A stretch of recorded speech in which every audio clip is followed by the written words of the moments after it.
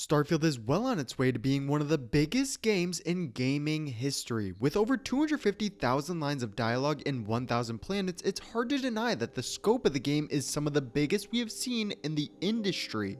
But that's not what's interesting about Starfield. It's the little things that Bethesda is trying to do that will hopefully make the sci-fi adventure a great game.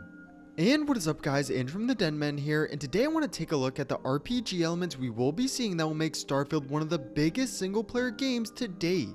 There's a lot that could be coming to the game, so if you're excited, make sure to leave a like and comment what you want to see from Starfield.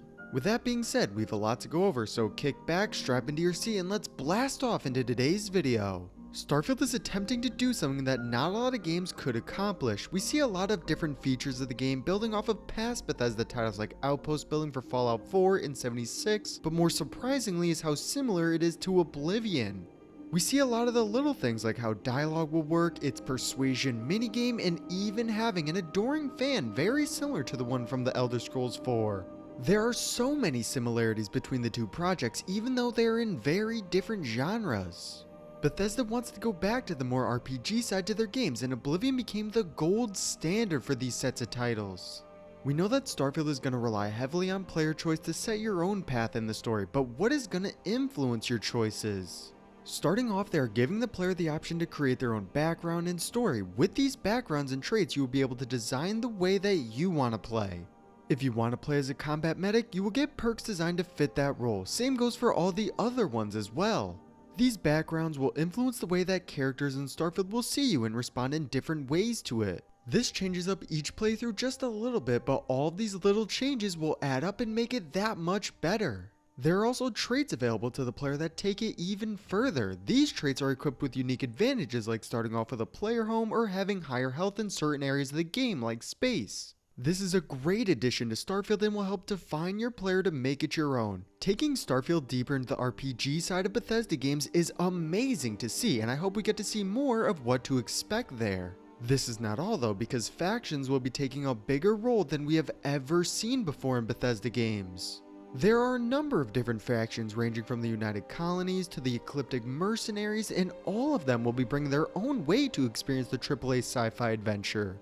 What gets me so excited about them is that it looks like Bethesda will be taking them even further and making them major players not only in the main story for Starfield, but also in all of the other aspects of the game. Ones like Constellation will play a big role in the game and cover the space exploration fantasy side to it, but there are also those like the Crimson Fleet that will bring with it a more space pirate theme and overall a different feel to a massive game like Starfield. These factions will define what the player's choice will be. If you want to be a space pirate, join the Crimson Fleet. If you want to bring order to the settled systems, the United Colonies will be the one for you. And if you want to take on the corporate side to space, then Ryujin Industries is the perfect place. I'm really interested to see how far they go into factions because they could define what your character is and who you are in Starfield. We know that Bethesda will be going deeper into the RPG side of things with their factions and of course backgrounds and traits, but a little more obscure thing is the dialogue. They are taking a page out of Oblivion's book with their persuasion minigame and dialogue options. You will still be able to talk to NPCs to learn new information and overall just the regular system that we all remember. But in Starfield, we can go even further with a new persuasion minigame similar to that of the game Oblivion, which will involve risk and reward. From one of the deep dives into Starfield, we see our character talking to a member of the Crimson Fleet who wants to loot our ship. There are a couple of ways we can go with this. We can either persuade them to get off our ship, attack them, or even take their ship. Bethesda wants it to feel like there was no wrong answer, and whichever way you go will define your player and your choices in game. It is definitely interesting to see a system like this return and given its own little twist on it. I love the idea of having the player have to choose, and I hope that the game takes this even further with branching paths from these choices we make from the dialogue options. We can see a lot of different things happen with this feature and is an overall great addition to the game. A way to go even further down the RPG rabbit hole will only make Starfield better and is definitely a plus in my opinion. Now, armor's always been a big part of character progression in Bethesda games. The higher level you get, the harder the enemies, which means you will need a higher base defense. This time around, I think there's a chance it will work a little differently in a lot of ways. I do still think we will follow a similar approach with the higher level, higher defense going on, but with things like crafting and a deeper skill tree, I think there will be a lot more options for build crafting. Say if you wanted to have a Juggernaut build with extreme defense, there will be perks along with different mods you can spec into so you can increase its potency. They can take it even deeper for gameplay options like stealth. Maybe the type of clothing you wear will either help or harm your chances at being found by enemies. You saw this a little in Skyrim, but when you were able to basically be invisible at all times no matter what you were wearing, it's hard to compare to it. These build options go beyond just the armor you wear, but also into the weapons you use as well. I can really see them having armor that increases certain weapon damage across the board and having equipment synergize with each other. There are a lot of different options they could take when it comes to the armor in Starfield. I hope they take a look into the build crafting side of the game because that will make it easier for replayability and just fine tune the systems with all the RPG elements. Maybe you want your character to be an ex-heavy gunner for the United Colonies or a stealthy assassin for the Ecliptic Mercenaries. Different armor types will let you show this off in game, but also go a lot deeper with how you can utilize it to the best of its ability. The armor for the game will go a lot deeper than what people might think, and that is what gets me so excited about this particular system. To kind of go with the whole armor system, we have the ability to sneak in Bethesda games. Now, you might be thinking to yourself, how could sneaking have anything to do with role-playing for Starfield? Well, let me explain.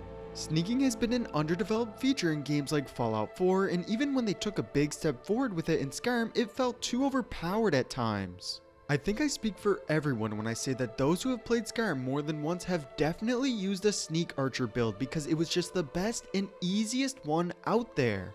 Don't get me wrong, it felt very rewarding when you would be able to snipe bandits from far away without them knowing, but it just made the game too easy. I guess this also has to do with how NPCs reacted to having their buddy shot right next to them and acting like nothing happened. But to me, stealth needs to be done better for Starfield. It should still have that rewarding feeling that we saw in Skyrim, but also be a little more challenging to not make it the easiest thing to do in the game. I really want them to take it the furthest it possibly can be. What does this mean, you ask? Well, there are a couple of ways they can go with this. For starters, they can make it so planets that don't have breathable oxygen have an easier time at stealth. Unless the oxygen mask in Starfield have some enhanced hearing or something like that, it should be harder for enemies to hear you when they have their oxygen mask equipped. The opposite would be for planets with breathable oxygen, as there is no need to wear a spacesuit. I also want to see day and night play a significant role when it comes to visibility. It should go without question that players in stealth mode at night or in shady areas should have a lower probability of getting caught. They had something very similar in Skyrim with players near light having a higher chance of being seen, and they should definitely have it in Starfield. We talked a little about this in the armor section of the video, but the type of armor you wear should have an effect as well. Things that are lighter or make less noise should have a higher stealth rate, while clothing that is geared more towards defense and heavy should be harder to have stealth. Again, we saw this in Skyrim with the difference between light and heavy armor, and it should definitely return in some way. Lastly should be the build options to spec into the stealth tree. I really hope they actually have perks available for those who want to be that space assassin and not just leave it off to the side. There are some really cool options like increased weapon damage when in stealth, cloaking devices, and so much more they could do.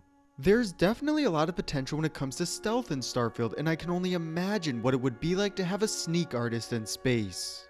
As you can see, the whole sneak feature can allow you to play as some really cool characters in Starfield, and I hope they go above and beyond with it. Starfield is well on its way to being one of the biggest games of all time, not just from all the dialogue lines or the planets, but its RPG elements will only make it seem that much larger. All of these great additions to the game will make Starfield more replayable and hopefully just overall a very solid game. There's still a lot to look forward to when it comes to Starfield, but the way we will be able to shape our character into something that really brings out the RPG elements of the game gets me very excited and something that I am definitely looking forward to seeing. But that is all from now though, guys. If you enjoyed the video, make sure to leave a like and subscribe. Comment any videos you want to see in the future, and I'll see you all next time.